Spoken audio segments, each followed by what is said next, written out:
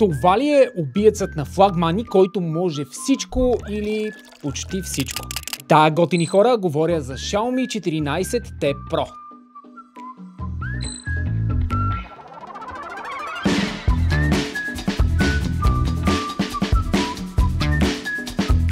Но наистина, заслужава ли си да го закупим и спокойно да го наречем Flagship Killer? Кутията на телефона ми се вижда леко тъничка и като че ли е на диета, което означава, че Xiaomi вече са на влака, нямаме нужда от зарядни. Въпреки че именно едно от нещата, с които този телефон впечатлява, е зареждането. Все пак имаме си бял Type-C кабел и глас за SIM картата, книжка и ето този матиран, доста солиден сив кейс, който няма нищо общо с цвета на телефона, който, by the way, мен много ме кефи и някак си не мога да разбера каква е идеята на Xiaomi с този кълъв. Xiaomi идва в 3 модела, като само 2 от тях се предлагат на този етап в България или само тях успях да намеря, като по-скъпият е 1749 лева и 99 стотинки, а по-евтиният е 1249 лева и 99 стотинки. Само сега, по време на заснемането на това видео, идва и с подарък. Мега готина 30-ватова Bluetooth колонка. Сърцето на Xiaomi 14T Pro е MediaTek Dimensity 9300+, който е по-мощен от този в чистият 14T модел. И от друга страна пък е един доста интересен процесор, който, може да си говори много за него, но наистина е супер мощен и да, ще видите. Освен това, разполагаме и с 12 ГБ RAM. Телефонът е малко по-скъп от основните си конкуренти, но май има за какво, тъй като този процесор е истинско зверче, както можете да видите. При ежедневно ползване този телефон работи впечатляващо, а заговорим ли за игри? О, да, готини хора. Там няма да ви разочарова, не го направи и с мен. Не съм усетил лак, стътър, а сериозно загряване на телефона нямаше дори когато снимах доста продължително с него видео и снимки. Разбира се, има си 5G, NFC и Bluetooth 5.4. Камерите на Xiaomi 14T Pro са изпъкнали, но не ужасно много. Целият им борд е много различен от повърхността на останалата част на телефона. Както може би вече сте забелязали, цвета е Titan Grey, като има още титанично синьо и черно, като синьото също е толкова, десатурирано, толкова бледо и изглежда наистина феноменално. Черното също е много приятно, тъй че просто трябва да отидете да ги видите на живо. Няма да ви лъжа обаче, че като цяло телефонът изглежда доста добре и доста стилно. Тотално различно ми е усещането от последният телефон, който разглеждах на марката, а той никак не беше лош. И някакси това, че този телефон се усеща тежък, буквално в прекия и буквалния смисъл, ме кефи много. Наистина е тежък, в готиния смисъл на думата. Супер заглушените му ръбове и усещането за цялост на телефона е нещо, което ще изпитате веднага, щом го хванете. Наистина се усеща страхотно, както вече казах, въпреки че е доста трудно да боравите с него с една ръка. Изненадващо за мен, а предполагам и за вас, гръбчето на Xiaomi 14T Pro е стъклено. Трудно бихме познали, тъй като усещането е идентично с алуминиевата рамка, която го обгръща и наистина е направила телефона доста по-здрав и доста по-готин на усещане, което, както вече казах няколко пъти, ми харесва много. Що се отнася до отпечатъци, не е абсолютен магнит за тях, но определено биха си проличали, ако не го забърсвате редовно, тъй като все пак става въпрос за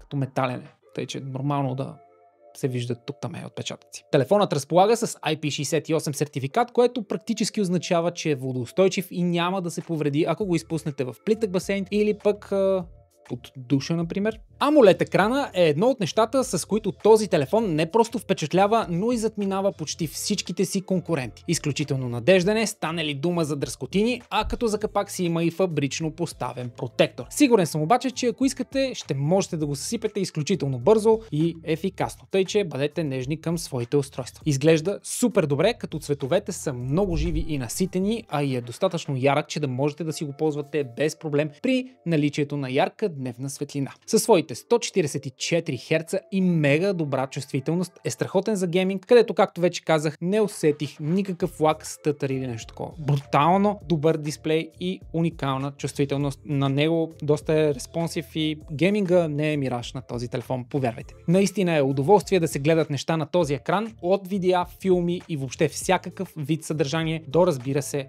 моите видеа. За да бъде обаче максимален кефа от това, може би ще трябва да прибегнете към чифт готини слушалки, тъй като говорителите са наистина силни, но може би в желанието си Xiaomi да ги направят такива, са дропнали леко правилното звучение и по-скоро богатото такова. Липсват малко ниските или просто няма едно такова готино потапящо бум, ако има някакъв взрив или някакъв хубав такъв тътен. Ето и все пак да ги чуете и да прецените сами, поне доколкото е възможно, чрез запис на микрофон.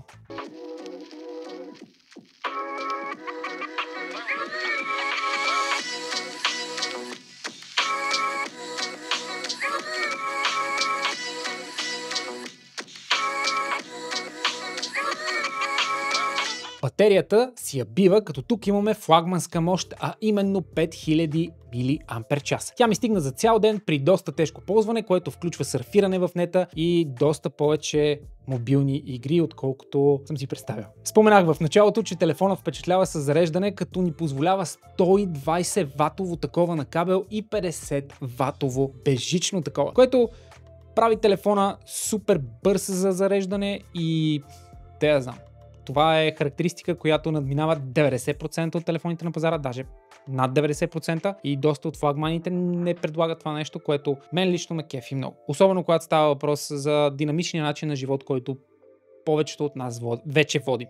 Операционната система е Android 14, като върху него е HyperOS, който започва да ми харесва все повече и повече. Работи страхотно на телефона и по никакъв начин не се издразних на нищо, въпреки че не съм Android юзер. Позволява доста кастомизации, като това, което виждате сега е тема, която си избрах, а има още хиляди, като вече има и платени такива, което ме изненада ме. Приятно или неприятно не мога да преценя точно, със смесени чувства съм, но има теми, които са левче, 2, 3, 4, което за мен беше нещо много. От Xiaomi ни обещават 4 мейджор апдейта на операционната система и 5 години security updates, което си е доста доволно. Не е ултимативното мега супер много, но е достатъчно. Нека така да го наречем. Аз съм доволен. И понеже това е Xiaomi телефон, на последния път бях доста впечатлен, време е да поговорим малко и за камерите, които продължават да са в страхотната колаборация с Leica. Тук получаваме Leica Vario Summilux система от 3 камери. Главна, широкоъгълна и, разбира се, телефото, като те ни дават общо 5 фокусни дължини, с които може да снимаме. Нека започнем с основната, която е 50 мегапиксела и е с подобрен сензор спрямо 14T. Тя ни предлага снимане на 23 мм и доста отворна бленда от 1.6.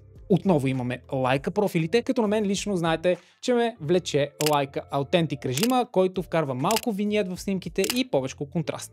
Много ме кефи, както можете да видите, нащраках доста снимки, които изглеждат супер и това, което виждате въобще не съм го обработил. Просто вадя телефона и снимам. Любимата ми телефотокамера също е 50 мегапиксела с бленда от 2.0 и снима доста добре. Не е колкото мейн камерата, но снима наистина добре. Тя може да ни предложи 60 мм и 120 мм и още 2.6 зум отгоре, но не е нещо ултра впечатляващо, ако трябва да бъда честен. Снимките са доста добри, но вече при 120 мм и дигиталният зум нещата стават доста меки и започва да се вижда шум в снимките, което принципно е рядко за този телефон, тъй като има нов сензор, който буквално редуцира шума.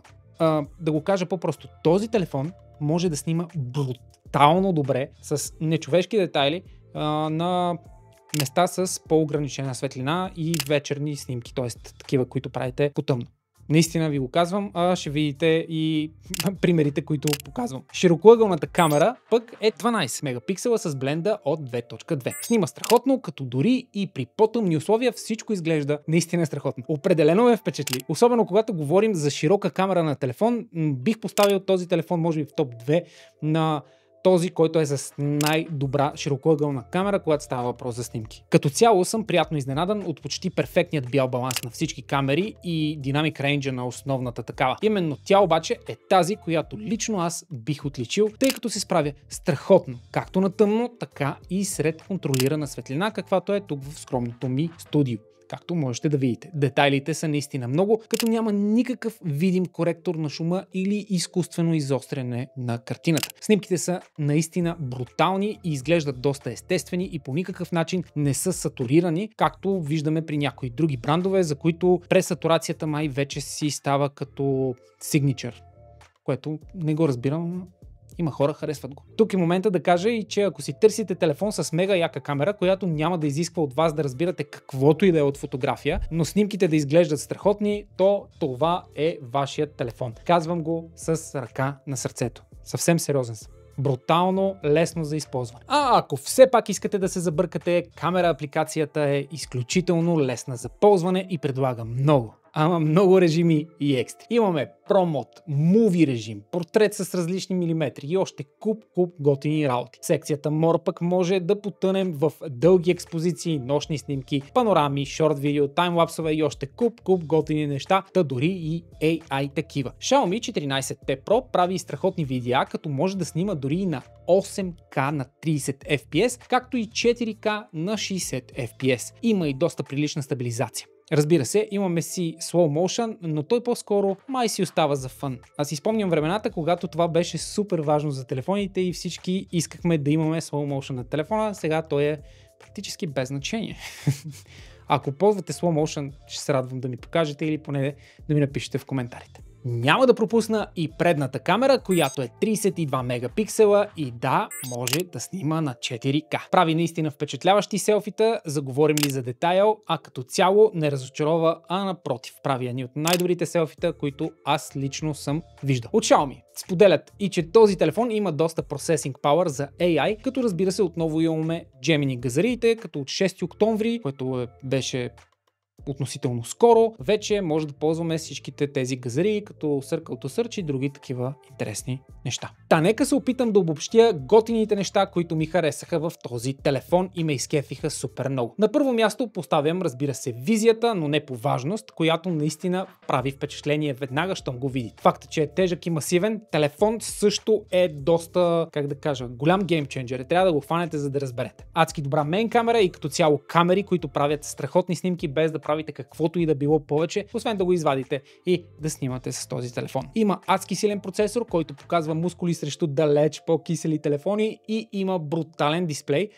Бих добавил и HyperOS, който става все по-добър и предполагам, не знам докъде ще стигне, но определено в момента ми прави добро впечатление. Нещата, които обаче не ми харесаха, е, че нямаме зарядно. За сметка на това обаче имаме доста ненужни преинсталирани апове. Ако сте на пазара за нов телефон и искате той да е издръжлив, голям, да снима добре, но да има мускулите да ви предостави възможността да играете без никакви ограничения, смятам да кажа, че може би това е вашият телефон. Не е особено евтин, но за това, което предлага, заслужава не просто вашето внимание. Доколкото разбрах, Xiaomi са се изкачили на трето място по продажби на телефони в световен мащаб и може би това е една от причините цените да са леко нагоре и да са се покачили. Но както вече казах, има защо. Наистина продукта е доста добър. Надявам се това видео да ви е харесало и да ви е било полезно и интересно. Ако е така, ще се радвам да го харесате и споделите с вашите близки и приятели, а ако не сте се абонирали, ще означава много за мен, ако го направите. От началото на годината това е моята професия и определено имам нужда от вашата подкрепа. Ако ви се гледат още подобни и готини видеа, можете да погледнете и плейлистите на моят канал или като цяло него, тъй като той е изпълнен с доста готини ревюта, за които се старая изключително много. Също така, за още няколко други гледни точки на това какво правя, имам Instagram и TikTok, които можете да прегледате. Спирам, няма повече. Бъдете все така готини хора и ще се видим в следващото видео. Чао!